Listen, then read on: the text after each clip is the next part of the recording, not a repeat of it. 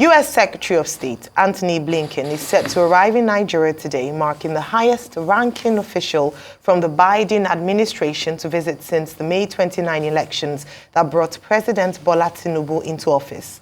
During his visit, Blinken is scheduled to meet with President Tinubu and other key government officials.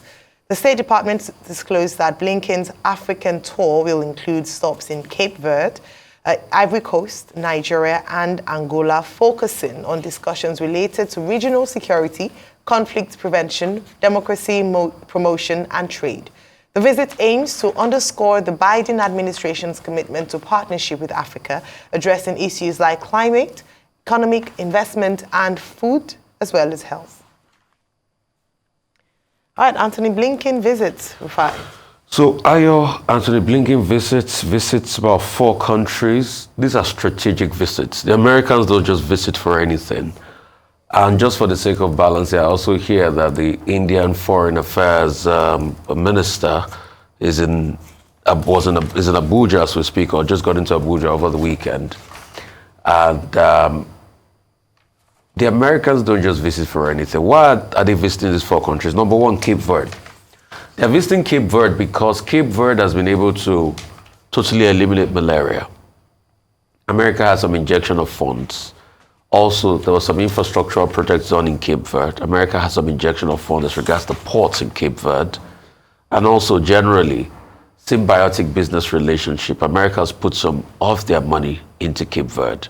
That's why they are visiting Cape Verde. So the visit is also strategic and also to consolidate their power, their base. Ivory Coast, Secretary of State Blinken is in Ivory Coast. In fact, he saw the demolition of Ivory Coast yesterday by Equatorial Guinea. He was in the stadium there. Why is he visiting Ivory Coast? Ivory Coast is strategic.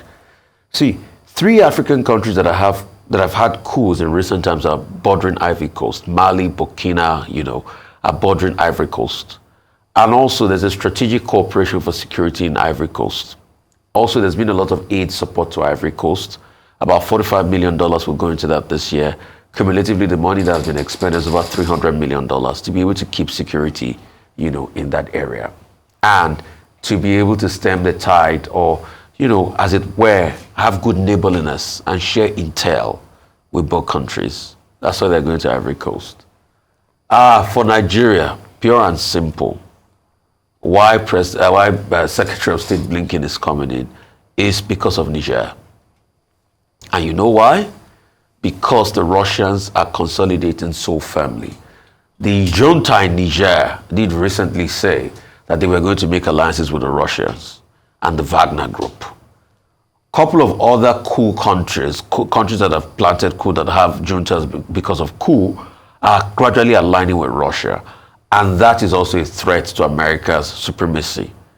So they're coming here, Blinken is coming here to talk to Nigeria about what is happening in Niger, vis-a-vis other, economic issues, vis-a-vis other strategic partnerships and possibilities across board. So pretty much that's what the visit is all about. Nigeria is also a big hub. Don't forget, like I said, there are many other countries also constantly looking about Nigeria, and these countries are doing this because of their edge and their power, their global powers, and they're strategically aligning with partnerships, to be able to get their way with Nigeria. And Nigeria too should also look at it firmly, and Africa, because there's also been in recent time a proliferation of conferences. Italian, Nigerian conference are here. It's coming up. South Korea, Africa conference. All of these nations are constantly pulling Africa to their side and making strategic visits or inroads or conferences with Africa because of their own selfish interests. The question is, when are we going to have leaders that are going to think of the interests of Nigeria? And when are we going to play big in the grand scheme of things? So it's not just a visit for Jamboree, it's meeting for strategic alliances based on security, what's happening in the Sahel region, sub-Saharan security and all of that, the rise of rebel groups, banditry and all of that. So because all of this feeds back into America. All right. What's about you? Okay, no country engages in foreign policy without national interests. It's a basic principle in diplomacy that your national interest comes first. So it's a no-brainer that Antony Blinken after Davos 2024, visiting 4 African countries, is doing so for selfish interests of the United States. But this has to be understood within the context of the fact that America is already competing for African interests with Russia, which now has a pact with Mali, with Niger, and Russia making inroads into Africa in terms of the security arrangements that it has with some other countries. And Russia, of course, not given the geopolitics that we're faced with, being a friend of the United States. And then you also have China. China that is very strong in Nigeria and other African countries through the Belt Road Initiative, in Africa. And then, of course, what Anthony Blinken is doing basically is to see how he can assert American influence in Africa. So that's a no-brainer. It's very obvious. He will not come on that long trip just to come and enjoy the weather, the beautiful weather that we have in Africa. However, yesterday he was in Cape Verde. Cape Verde and the United States both have a memorandum of understanding, particularly in terms of defense cooperation. And Cape Verde has a large number, like Nigeria, of diasporians, people from Cape Verde living in the United States. So there is that connection between those countries. Yesterday, he was in Ivory Coast also. In Ivory Coast, yes, he likes football. He's a very well-known football fan. And I watched that match between Ivory Coast and Equatorial Guinea, which Ivory Coast, by the way, lost woefully, 4-0. Equatorial Guinea beating Ivory Coast 4-0 yesterday. He was in the stadium out of his love for football, but he wasn't there because he wanted to watch football. He is going to meet today with President Ouattara, and again, the discussion is about economy and security cooperation. Ivory Coast being bordered by those countries like Niger, where there have been issues of coup, military interventions. But what I think the United States is just trying to show is that it has not abandoned the last frontier, as Africa is otherwise described by the experts on Africa. Now, he's going to come to Nigeria. Now, this is his 4th visit to Africa since he became Secretary of State, and his 3rd international trip this year, the 4th coming to Africa. And of course, it's understandable that Nigeria is included. Nigeria has been romancing over the years China.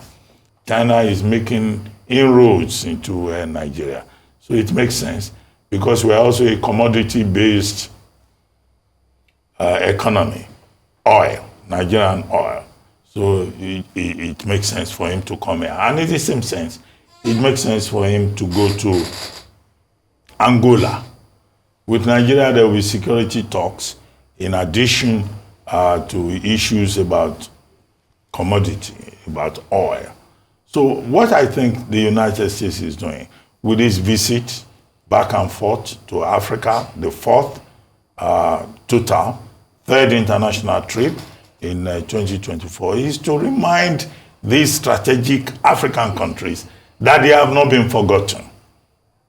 But would that take China out of Africa? I don't think so.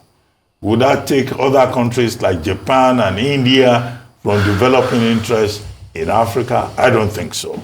So Africa being the last frontier, I think the subtext of it is to talk to African leaders when they speak to these visiting dignitaries from powerful countries, from the north.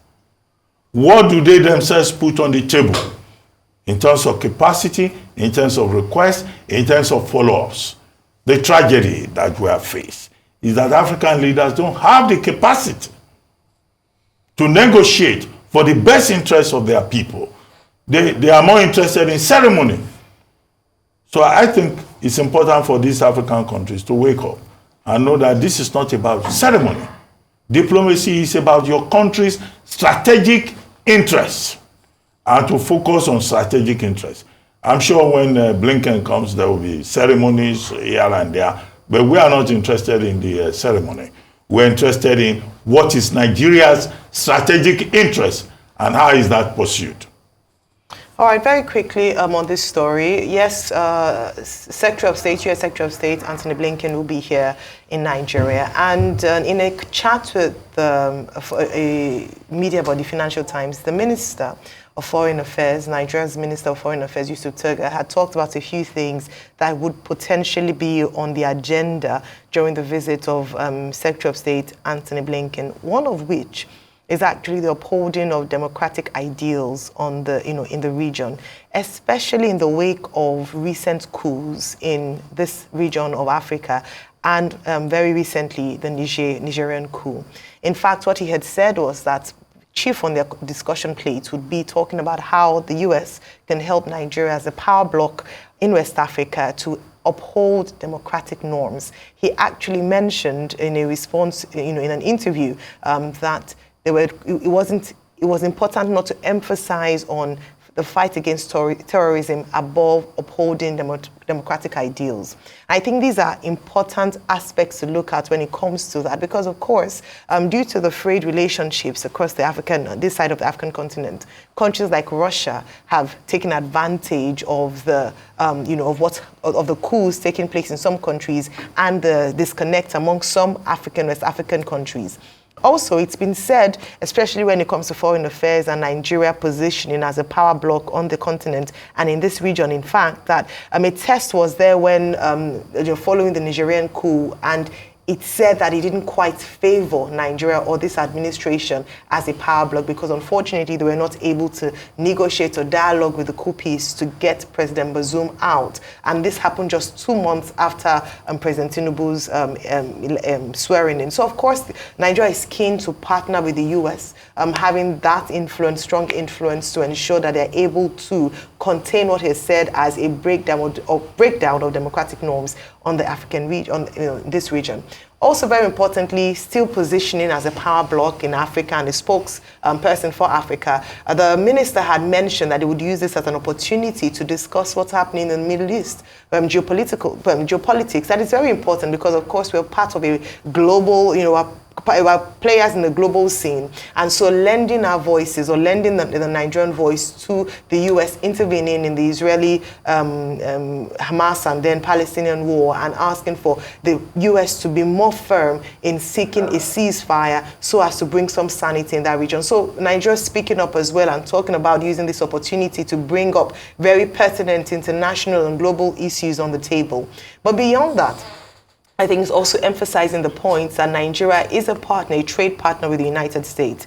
In recent times, last year, we had the US-Africa summit in Washington, and we talked about how even in Russia, France, a lot of people seem to be wooing Africa as the next frontier, and people are, Western countries are looking to emphasize their influence and stamp their, at least, shall I say, relationship on the continent. And so this is a positioning for America. Like Dr. Bati mentioned, when it comes to diplomatic relationships, everyone goes in with their own interests, top priority. Yes, may come to offer aid, support, trade, opportunities, but at the end of the day, it's what works best for America. So in the same vein, we hope that Nigeria would also, with this meeting, position Nigeria best, what works best for the nation and what works best for the African continent.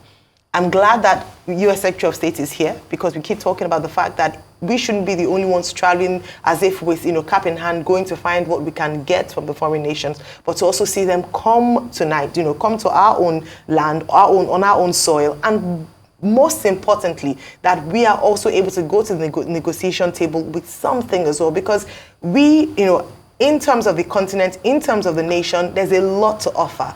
And the reason why these nations keep coming is because they understand and see the potential. So in terms of the conversations, or what, in terms of what would be talked about, I hope that there will be strategic alliances, especially with support when it comes to intelligence, security, and a few other things, not just on the African continent, but in Nigeria as well. We do hope that the Secretary of State will enjoy his visit to the largest and the biggest economy in Africa. At least we can still hold claim to that. And of course, the largest population on this side of the continent. And very importantly, that great relationships are formed and, emphasized during this visit.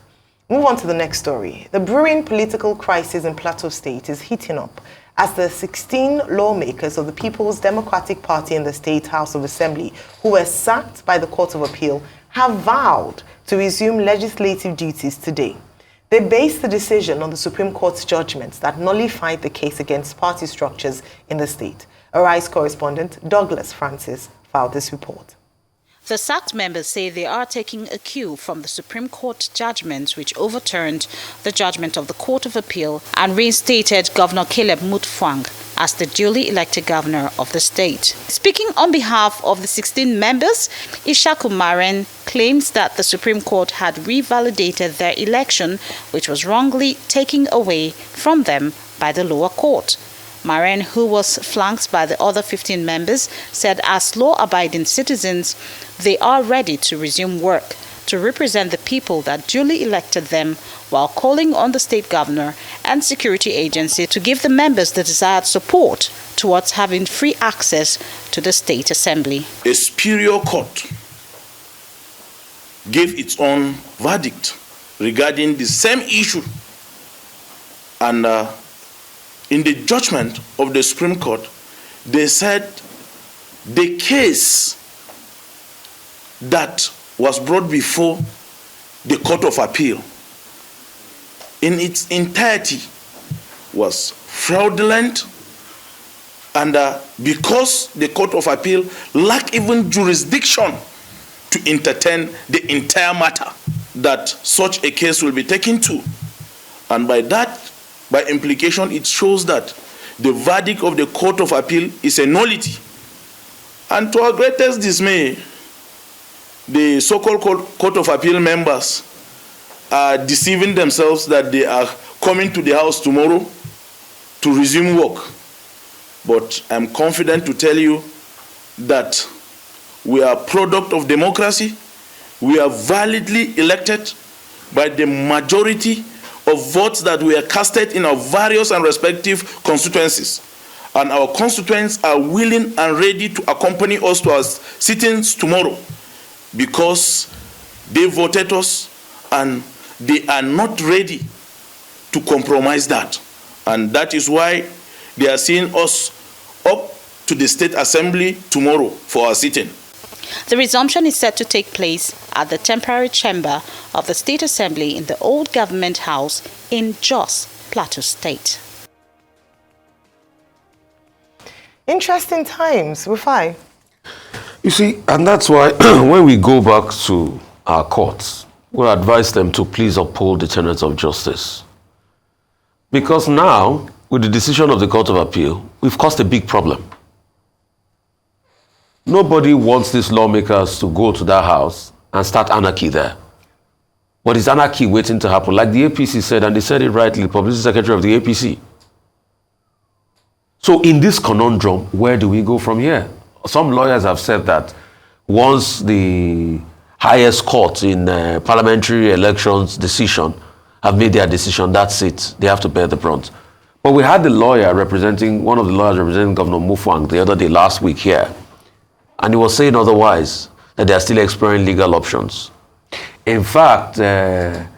Abiodun Jeliu Onikoko, SCN, did also cite a particular case law, and but the case law he cited, the lawyer representing the PDP that came here the second day apart from that case law, said that case law was not going to hold water in this case. So what do we now do? Something has to be done. We are still, I'll just advise that while we are still waiting for the PDP lawyer to be able to come out with a resolution on what they're going to push across for this, that the lawmakers should hold their peace. Because if they go in, there's going to be a return to anarchy. But the truth is, what do you want them to do? And this was why we kept on talking about the Court of Appeal judgments And the Court of Appeal themselves, people there, were going out to defend the judgments. We saw a Court of Appeal judge in Nasarawa going to defend his own judgment, going to defend their judgments. And that's why we keep talking about rule of law. That's why we keep talking about all eyes on the judiciary. And you can see the very strong rebuke the Supreme Court gave as regards those judgments. So we are in a cul-de-sac already. I would not advise the lawmakers to go ahead, to go to that house. And please, I would like the police authority to stand firm. The PDP lawmakers, 16 lawmakers should not go there. But when justice is not just, it leaves people with no option. I rest my case on this matter. No options? Okay, there's a lot of ignorance out there, you know, and unfortunately, the ignorance is even at the highest levels. The 16 PDP lawmakers cannot, on their own, reverse the ruling, the substantive, extant ruling of the Court of Appeal. The Court of Appeal, the last destination, you know, removed those 16 lawmakers on the grounds that the PDP in Plateau State had no structure. And therefore, they were not validly nominated persons to run for the positions that they occupied. Now, in a related case, which could go all the way to the Supreme Court, the case of Governor Caleb Mutfwang, where the facts of the case are similar. The Supreme Court ruled that Governor Mutfwang was indeed validly elected, and therefore he was validly also nominated by his party, thereby upturning the major issue in the case of these related 16 PDP lawmakers about PDP not having a structure in Plateau State. However, that being the position of the law, it is not in the place of the 16 PDP lawmakers to reverse the decision of the Court of Appeal and say that on the basis of what the Apex Court has said, therefore, they will resume and go back to their positions today. No, that would be a violation of the judicial process. That's number one. Number two, it will amount to an act of contempt against the court. If they have any case, the place to go back to is still the same court, to ask the Court of Appeal to reverse itself in the light of the decision, the precedent that has now been properly established by the Supreme Court in a related case. And it is for the Court of Appeal to look at the details of the matter and to see whether indeed Caleb Mutfwang's facts are in pari materia with the facts advanced by those affected lawmakers of the House of Assembly or also the affected members of the National Assembly. What the 16 PDP lawmakers in the House of Assembly are trying to do is to resort to self-help. Self-help will be a violation of due process. It will be a violation of judicial process, and it will be in contempt. And I hope that if they have educated lawyers, their lawyers should be intelligent enough to advise them appropriately as to the path to take. The path to take certainly cannot be a resort to self-help. But we live in a country where, given the circumstances of the 2023 general elections, everybody has become a lawyer. Everybody has become a judge. They sit in their little corners and they make pronouncements about what should happen. But I think what is important is for everybody, not just government alone, but even individuals, to respect the rule of law and to respect due process and to follow due process. So those 16 lawmakers should not show up at the House of Assembly of Plateau State today. They should go back to court and seek redress and present their facts before the court and say that these are the reasons why their lawyers are returning to court. They should conduct themselves as gentlemen, not as thugs, no matter how deep their emotional connection with the developments may be in that state. think someone should advise the 16 lawmakers who held a press conference with their spokesperson being Honorable Yobo Ishaku, to a former majority leader, to please watch the interview we had with Mr. Abiodun Wonikoko, SAN. He gave some suggestions. In fact, I'd said at the end of the interview that he might want to charge consultation fee for some of the things he had said. And out of all those suggestions or recommendations, none of them was that the lawmakers should present themselves on the first day of sitting following the holiday recess, which would be on the 23rd of, that's actually today, 23rd of January, to demand or say that they were on their own authority reversing the decision of the Court of Appeal. Yes, we've talked about the issues faced or some of the, so in some terms, controversies, but the challenges faced by the judiciary. In fact, the Supreme Court justices in their ruling had sort of alluded to that, made reference to that in terms of the judgment at the lower court. However, it is important in order to avoid anarchy, as what would happen if those lawmakers present themselves at the State House of Assembly today, there must be a respect of the rule of law. No matter how flawed people might think, that institution is, what should happen is then it should galvanize action to restore confidence in the judiciary and restore the sanctity and the equity I'm trying to look for the word, the gravitas of that institution. I think it is important, rather than going to present and going through this, taking this option, to actually look at what the fundamental issues are and use it as an opportunity to look again into the judiciary, but not to present themselves and try to, conduct themselves in an illegal manner because they say that by their own judgment, outside of the institution given the responsibility to address such matters, to then take matters into their own hands. They are meant to be lawmakers, not lawbreakers. So I hope the PDP lawyers and their own lawyers will call them to order. And instead of aggravating things, look for the proper channels to resolve their issues and resolve matters. At the end of the day, what we're hoping for is that we build stronger institutions so that we avoid matters like this. But I think this also raises the question around, and which we talked about at length last week when the judgment came out, that we must look at, because when there's a loss of trust in the judiciary, then it can descend into a state of anarchy, which we're trying to prevent. So the judiciary owes as a responsibility to the people of Nigeria to ensure that they put their house in order, so that we don't have one judgment on one end, another judgment on the other end. It happened a number of times in the last election and at different election petitions, tribunals. So I think it's very important that we take this as a learning curve, but that very importantly, the lawmakers do not descend into illegality in order to prove a point, because that is out of the question and might even put us into deeper issues. But we'll see how that unfolds. I'm hoping that before the sitting this morning, or whatever time they're sitting, a common sense will prevail, and even more importantly, their lawyers will speak to them to let them know that this is absolutely out of order, and if they would like to have a redress of their cases, then they should go through the proper channels. Move on to the next story. In Rivers State, where a federal high court sitting in Abuja has voided the passage of the Rivers State 2024 budget by 4 members of the State House of Assembly.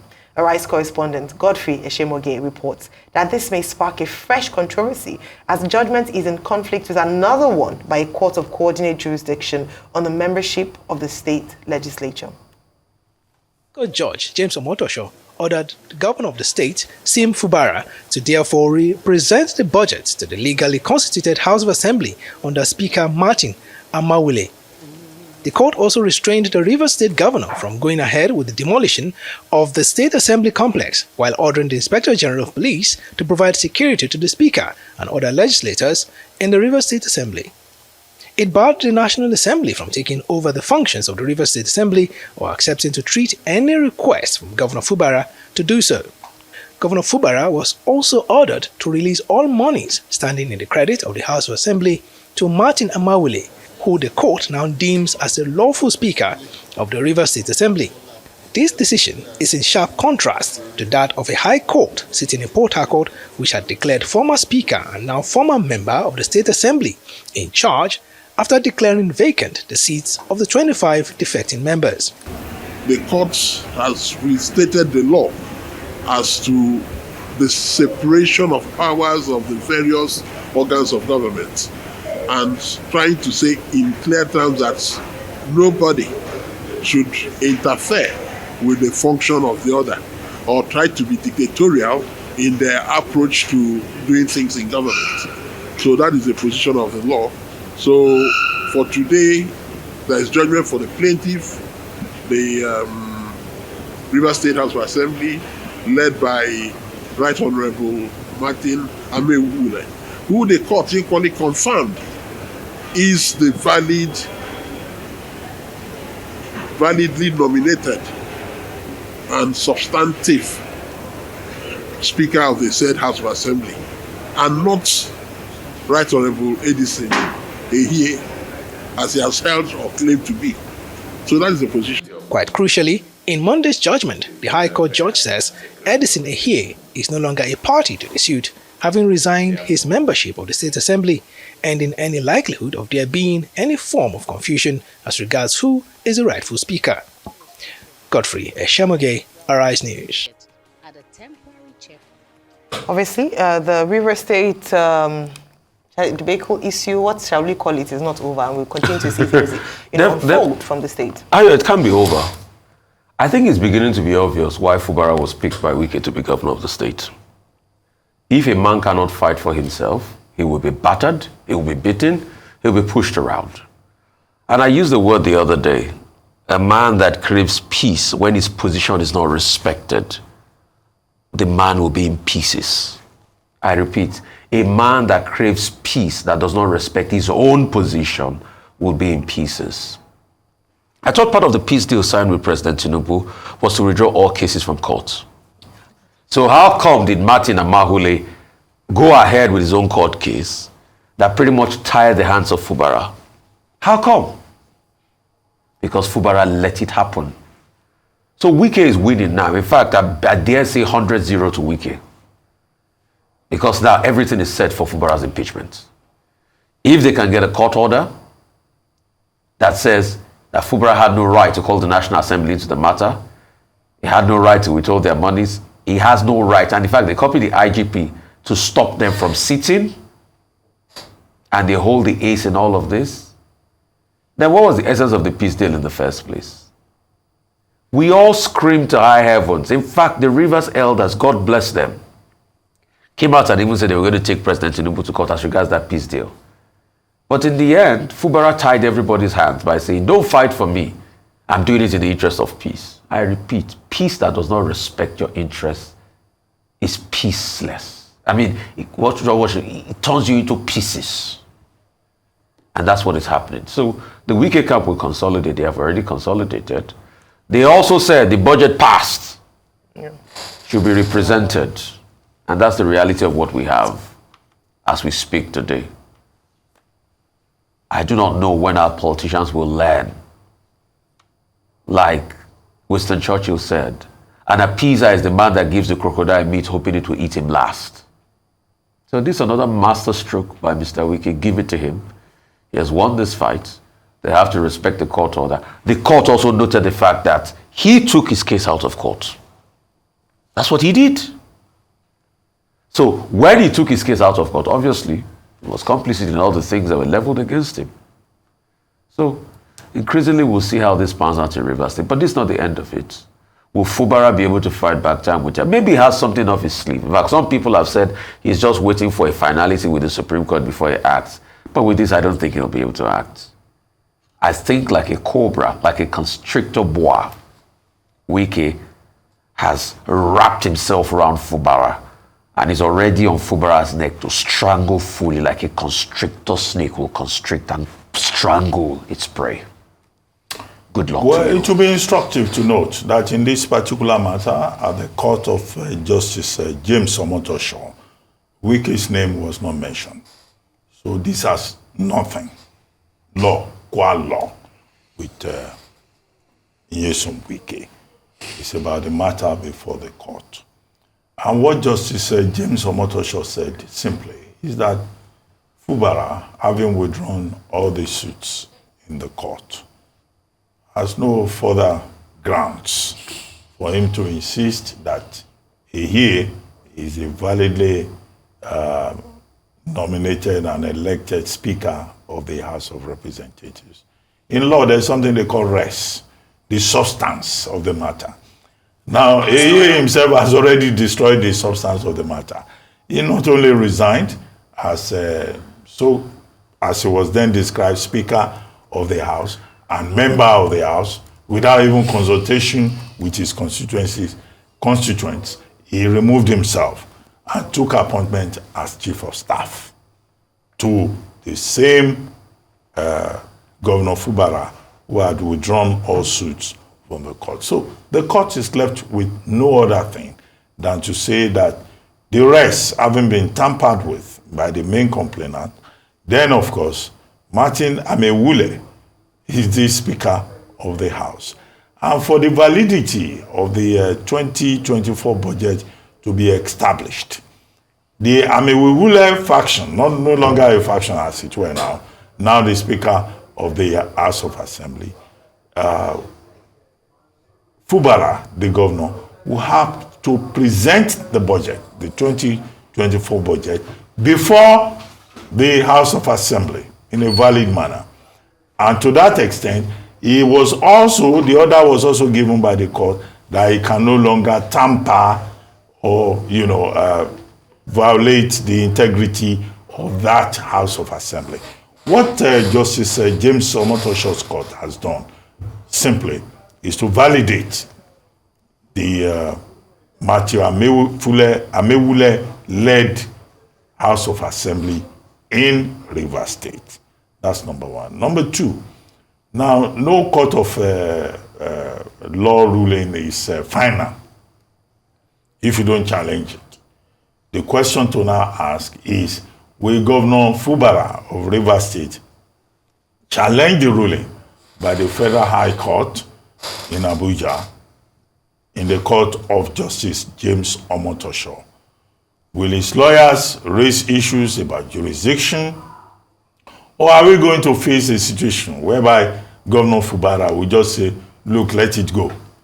After all, he himself has conceded, saying he wants peace, he wants this, he wants that. He respects President Tinubu. President Tinubu has spoken to him and he has agreed.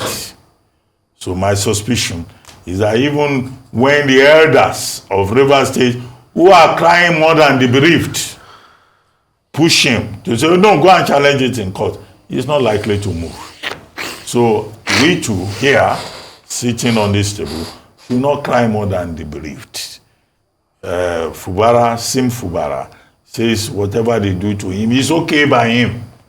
So whatever it leads him to is what is important to him. Finally, what is important is the interest of the people of Rivers State. Now, if that that court judgment is obeyed, it means that the people of Rivers State will have been delayed in terms of budget 2024. What are the implications? And all of this taken together, how will it affect the performance of Fubara as governor? He has now effectively become a governor who will be perpetually looking behind his back to stay on that seat, who will perpetually be making compromises, and who will perpetually be chasing his own shadow to remain in that seat. Is that in the best interest of the people of Rivers State? Only the people of Rivers State can answer that question. Right, okay. So this, I think, ties in with the previous story with regards to court judgments, and sometimes when it seems like one court gives a judgment, another, and it causes confusion. And with the Rivers State issue, we saw that happen, especially when it was time for the ruling on who was the substantive, or which was the substantive House of Assembly, the interpretation of Section 68, 1G, defection, questions around defection, the lawmakers who are defected to the APC. There's no story about them going or defecting back, or the jackpot to APC. There's no question about them jackpot to the PDP. So those questions still exist. I think very important in this judgment by Justice Omotosho is the fact that He talked about the presentation of the budget by the governor to 4 House of Assembly members. And I think this is quite critical because we had talked about this at length when this happened in terms of, was this legal? Was this, and a number of lawyers and legal minds had differing thoughts on whether or not presenting to 4 members of the House and then passing it under 24 hours was legal or the right thing to do. Justice Omotosho has ruled on that and said it was an illegality and was unconstitutional. Also, he had talked about the fact that he had given an earlier ruling that there should be a stay on activities with the House of Assembly pending when the issues would be resolved, which was ignored by the governor, which in this instance would have been said to be a contempt of court. He in his judgments, came quite hard on the governor. In fact, he had mentioned the demolition of the House and of the House of Assembly, and the governor's response to the Assembly saying that it was it was tyrannical in its nature. So it's very important to note these things, even for the future, not just for what's happened in Port Harcourt. But very importantly, in saying to cry for the bereaved, I had to imagine that who is the bereaved in this instance? I don't think it's just the governor, and that's why a lot of people, including the elders in Port Harcourt, spoke out. The governor is a spokesman for the people. He's elected in trust of the Rivers people. And what they were protecting essentially was the office and the seat of the governor, not essentially Governor Sim Fubara. It could have been anyone, in my estimation, on that seat. It was just protecting and preserving the office of the governor and ensuring that it was protected from external undue influence. And that's why a number of people were, quite vocal about what was happening and felt that Governor Fubara was not acting only in his stead, he was acting on behalf of the city occupied and on behalf of the Rivers State people. Because at the end of the day, irrespective of what happens, the people who bear the brunt of the actions of that seat are the people of Rivers State. And that's why it's so important to we look into this, and also protecting the sanctity of the rule of law even in the state. And that's why everyone in terms of active citizenship must take interest, speak out, advocate. It's now up to the governor, the leader whom the people were said to have elected, take action and follow either the voice of 1 or 2 people or the voice of the people he's meant to represent and govern. So, it's still unfolding, like Dr. Abat had mentioned. I do believe he might, well, let me not say I do believe, because stranger things have happened in River State. I would have said he would take it further, but we might come out with a speech saying that in the interest of peace, he accepts this judgment and he would just, accept anything. Anything can happen. We'll see what happens in River State.